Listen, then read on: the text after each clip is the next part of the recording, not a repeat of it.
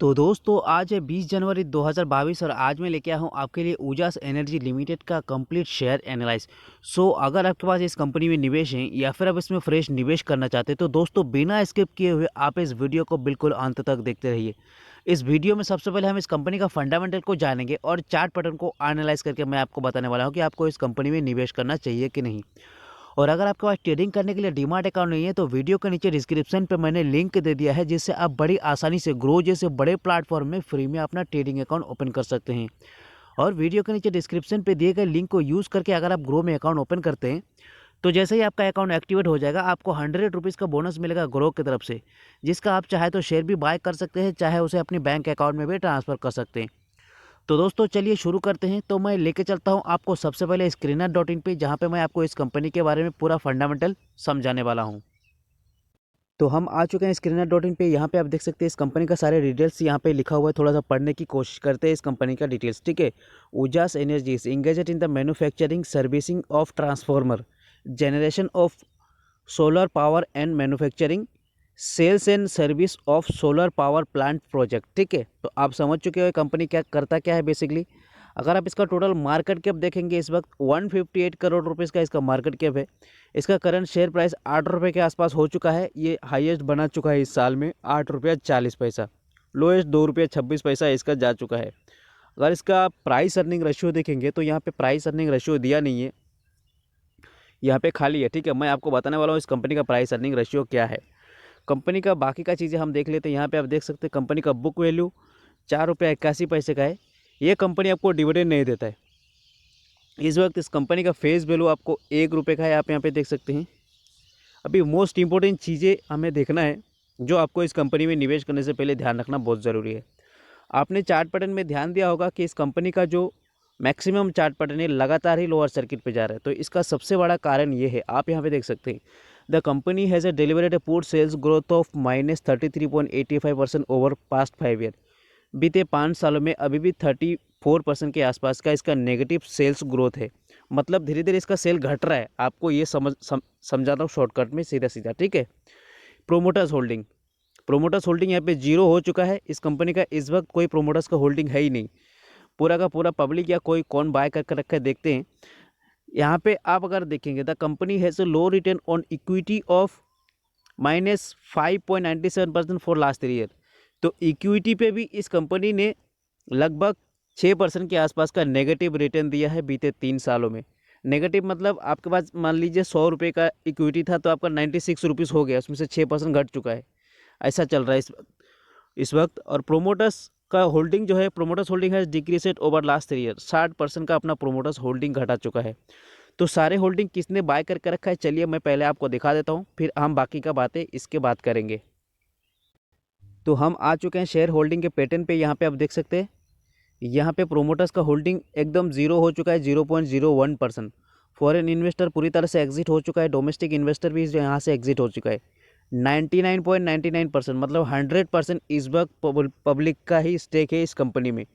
तो कुल मिला के एक बहुत ही रिस्की फंडामेंटल है, आप समझ सकते हो। पेनी स्टॉक है, ऊपर से इस पेनी स्टॉक्स में सबसे ज़्यादा रिस्की फंडामेंटल है।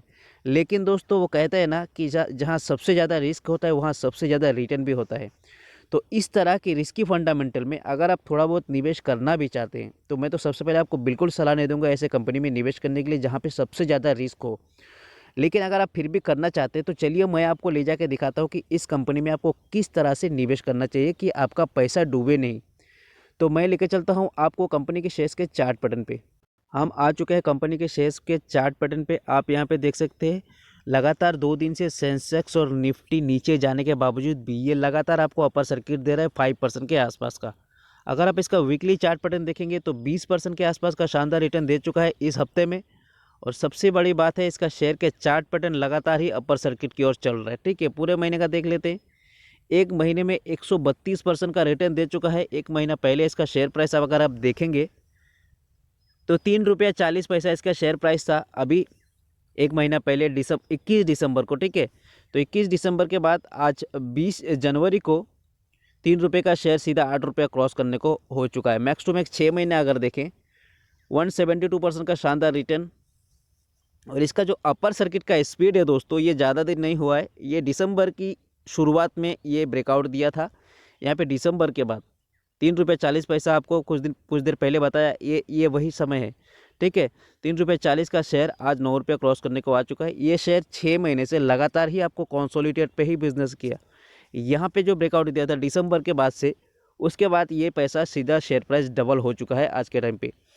तो आपको दोस्तों इस कंपनी में किस तरह निवेश करना चाहिए? मैक्स टू मैक्स अगर चार्ट पैटर्न देखेंगे तो max to max chart pattern consolidate zone से, यहाँ पे कंसोलिडेट जोन था, ठीक है, लेकिन यहाँ पे अगर मैक्स टू मैक्स 2017 से लेके लगातार ही ये शेयर नीचे जा रहा है, लोअर सर्किट पे ही जा रहा है। यहाँ पे आप देख सकते हैं जो मैक्स टू मैक्स निवेश करके रखा है बहुत ज़्यादा शुरुआत में, उसका पैसा यहाँ पे कचरे का भाव हो चुका है। तो आपको ये सारी चीज़ें ध्यान रखने की है। हालांकि यहाँ पे एक अच्छा सा पॉजिटिव चार्ट पैटर्न बना रहे, लेकिन आपको यहाँ पे ध्यान रखना है, खासकर रिस्की है, लेकिन पेनी स्टॉक्स पे आपको निवेश करना ही पड़ेगा अगर आप स्टॉक मार्केट से पैसा बनाना चाहते हो तो। क्योंकि अगर आप स्टॉक मार्केट से पैसा बनाना चाहते हो तो सबसे ज़्यादा रिटर्न जो है वो पेनी स्टॉक से ही आपको देने वाला है। ठीक है, ये सारी चीज़ें ध्यान रखिए। मैं ये नहीं कह रहा हूँ कि आप इस कंपनी में निवेश कीजिए, किसी भी कंपनी में निवेश कीजिए।